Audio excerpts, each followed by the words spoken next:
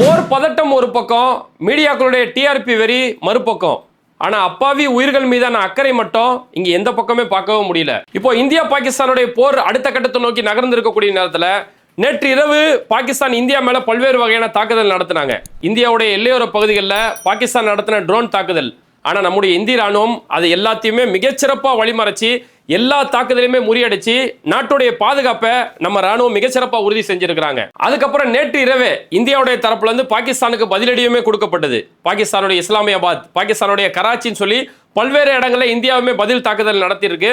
அப்போ இந்த போர் இன்னும் அடுத்த கட்ட நகர்வுகளை நோக்கி நகர்ந்து இருக்கக்கூடிய நேரத்தில் இந்த இடத்துல இந்திய ராணுவத்துக்கு நம்மளுடைய முழுமையான ஆதரவு சொல்ல வேண்டியது ரொம்ப முக்கியம். நம்ம இந்தியர்கள் ஒவ்வொருவரும் இந்தியா ராணுவத்தின் பக்கம் நம்ம நிற்கிறோம் அப்படிங்கிற நம்மளுடைய ஆதரவை சொல்ல வேண்டியது ஒவ்வொரு இந்தியர்களுடைய கடமை. சரி, எப்படி இந்திய ராணுவத்துக்கு நம்ம ஆதரவா இருக்க வேண்டியது முக்கியமோ அதே நேரத்தில் இங்க பரவக்கூடிய பல பொய் செய்திகள் அதற்கு எதிரான நிலைப்பாடு எடுக்க வேண்டியதுமே அதை விட ரொம்ப முக்கியம்.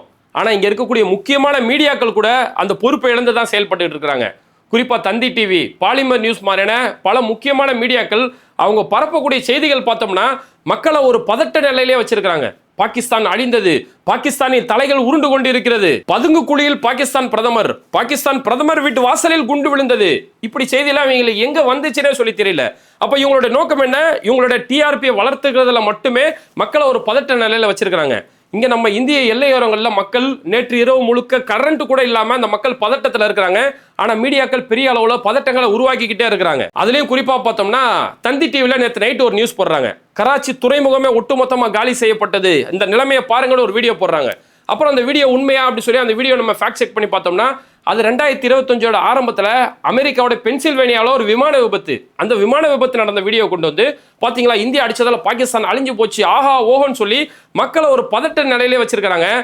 பாகிஸ்தான் மீடியாக்கள் அதுக்கும் மேல அவன் இந்திய விமானங்களை சுட்டு விட்டோம், வீழ்த்து விட்டோம், இந்தியாவை அழித்து விட்டோம் அப்படின்னு சொல்லி அவன் பல பொய் செய்திகளை பரப்பி பாகிஸ்தான் மக்களை அவன் பதட்டத்திலே வச்சிருக்கிறான். காரணம் இவங்களுக்கு இவங்களோட டிஆர்பி மட்டும் நல்லா இருந்தா போதும் அப்படிங்கறதுல மட்டுமே தான் கவனமா இருக்கிறாங்க. அதனால திரும்பவும் சொல்லிக்கிறோம், செய்திகளை வெளியிடக்கூடிய மீடியாக்களும் சரி, அந்த செய்திகளை பதிவிடக்கூடிய ஒவ்வொரு சாமானிய மக்களுமே சரி, நம்மளுடைய பொறுப்புகளை உணர்ந்து உண்மை செய்திகளை மட்டும் சோசியல் மீடியாவில் பதிவிட வேண்டியது ரொம்பவே முக்கியம். இது எல்லாத்தையும் தாண்டி இப்படி ஒரு போர் உருவானா பறிப்போறது என்னவோ அப்பாவி உயிர்கள் தான். ரெண்டு நாடுகளுக்கு மத்தியிலுமே அப்பாவி உயிர்கள் தான் இந்த இடத்துல பாதிக்கப்படுவாங்க. அதுவும் சாமானிய மக்கள், அடித்தட்டு மக்களோட உயிர்கள் பாதிக்கப்படும். அதனால உலகத்தோட எந்த மூலையிலுமே சரி எங்கேயுமே போர்கள் இல்லாம ஒரு அமைதியான சூழல், போர் இல்லா ஒரு உலகம் உருவாகணும் அப்படின்னு சொல்லி நம்ம ஒவ்வொருத்தருமே மனதால பிரார்த்தனை செய்ய வேண்டியது ரொம்பவே முக்கியம். ஏன்னா எங்க ஒரு போர் நடந்தாலும் இரு நாடுகளுக்கு மத்தியில எந்த ஒரு அப்பாவி உயிர் பறிப்போனாலும் இறப்பது இவனோ அவனோ, அங்கு ஒரு தாய் அழுவாள்.